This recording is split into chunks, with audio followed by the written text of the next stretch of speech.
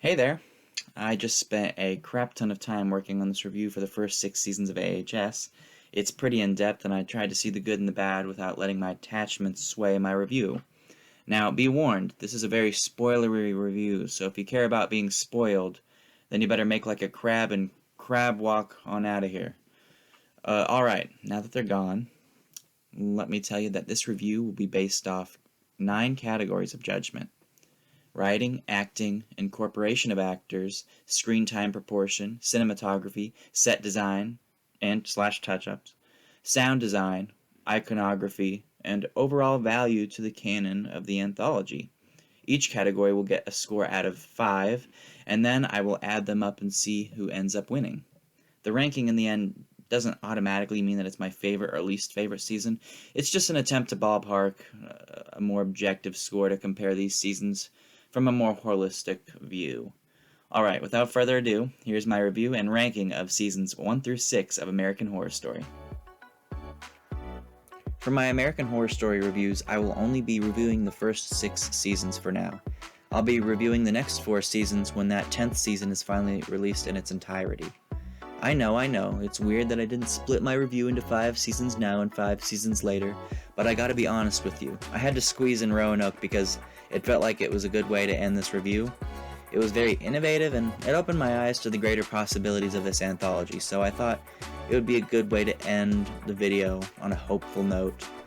You know, since that whole COVID thing happened. I understand COVID has changed things now, so it's understandable that there's a delay. To make my reviews more digestible, I'll be dropping each review for the progressive seasons as a separate video each week. You know, like how Stephen King published The Green Mile in 6 parts. Except this will be even better than The Green Mile. No, I'm just kidding. So here is my review of Season 1, Murder House.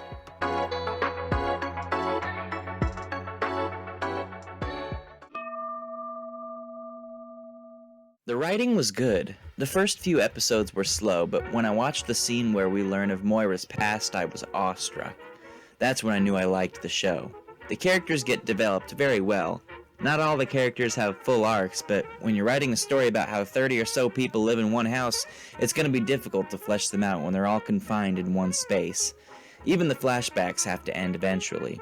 Many of the characters die prematurely, so they mostly only had one significant event about them that stands out. This season didn't really need to do any world building because it mostly takes place in one house. But the season did so anyways, and it went above and beyond for this reason. The season attempts to explain world phenomena such as the Black Dahlia and the Pope's Box, which was a bold move that would set the standard for seasons to come. The writing also reveals the real-world consequences of the bubble of characters such as the Westfield High Massacre, which unfortunately resembles real-life school shootings. The plot is obviously woven well because it is about how these people live in one house. The parts where the ghosts show up at the house tour really embodied how well the plot is interwoven.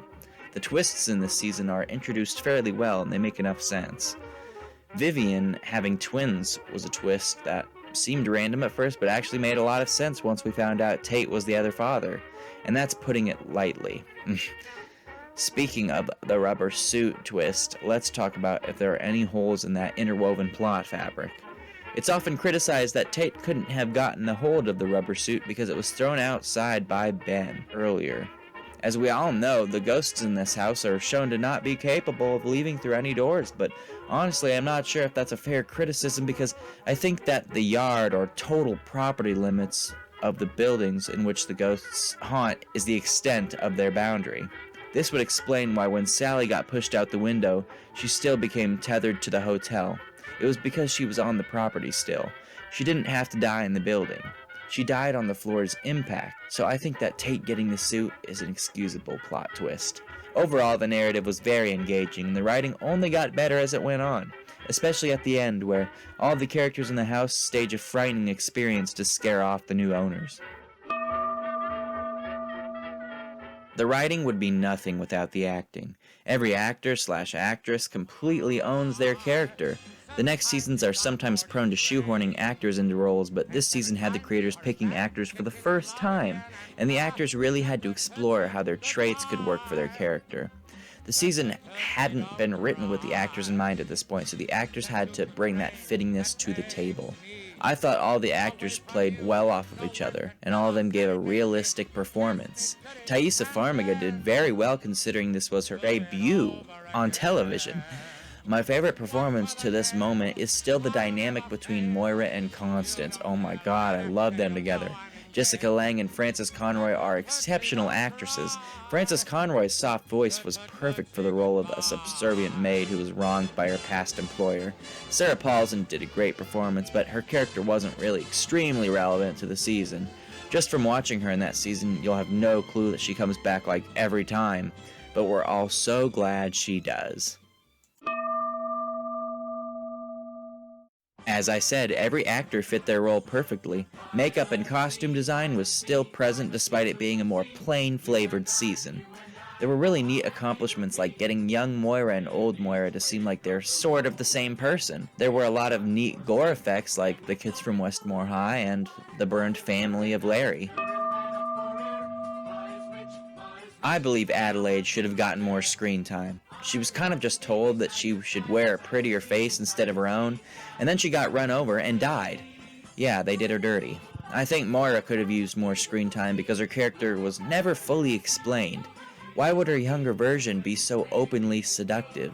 Wasn't she treated as a sex object to her dismay? She was raped, for Pete's sake.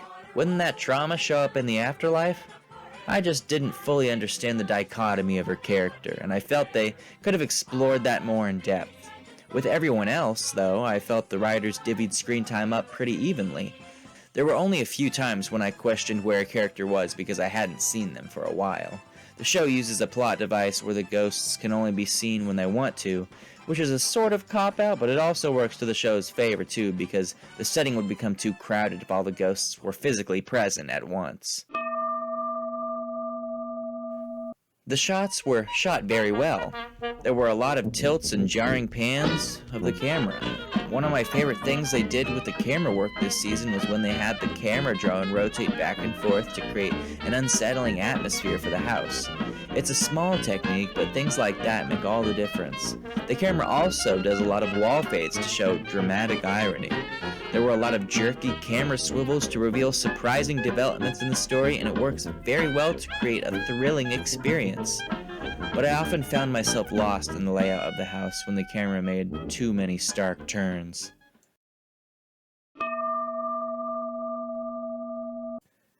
The house is the main set piece, and what's cool about it is that it's an actual house. The house was used in other TV show properties like Buffy the Vampire Slayer and others, I don't know. This way, all the angles can be shown with minimal effort. The house looks fully realistic. The color grading is also phenomenal. What stood out in particular was the Montgomery's musty lighting in the house. There was obviously color grading done, and it makes the owners stand out as old-fashioned and people who prefer glossiness over a solid reputation. The sound design was very good. You can hear sounds coming from far away areas of the house, which is a sign that they have a strong sense of depth. The suspense is great because the sounds that build it are great. The theme for the season is great too. It reeks of tragedy and hopelessness, and in this case, reeking is a good thing. It really makes you realize that there's a whole history in this show of many misdeeds. The minor key is so atmospheric, and I looked forward to hearing the end credits every time. The use of Tonight You Belong to Me kind of makes sense for the season, but it's generally just a generic, creepy song. The song Twisted Nerve is also featured heavily in the season during Tate's moments of repressed memory. And to be frank, I don't think that song works any better here than it did when they used it in Kill Bill. The sound designers should have come up with their own musical motif for Tate's crimes.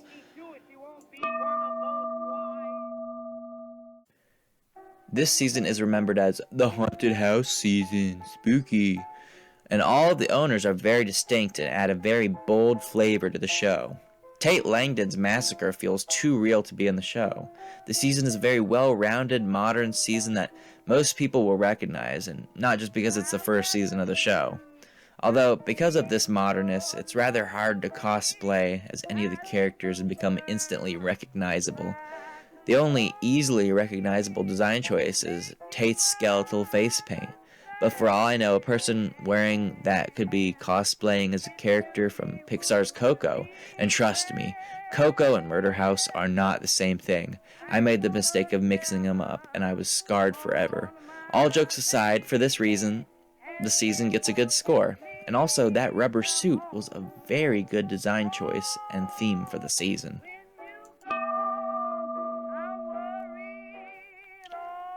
Very good start. It has a killer cast. It established the recurring idea that ghosts can get tethered to one location. It left off on an extremely good cliffhanger that acts as the basis for a whole season later down the road, so it did a good job of setting itself up for success. The fates of the characters surprised the audience, and assured the audience that the next season would most likely take place with new characters and a new setting, because the old ones are kinda stagnant. That was genius, and it was a smooth way of setting the format for the rest of the show to come.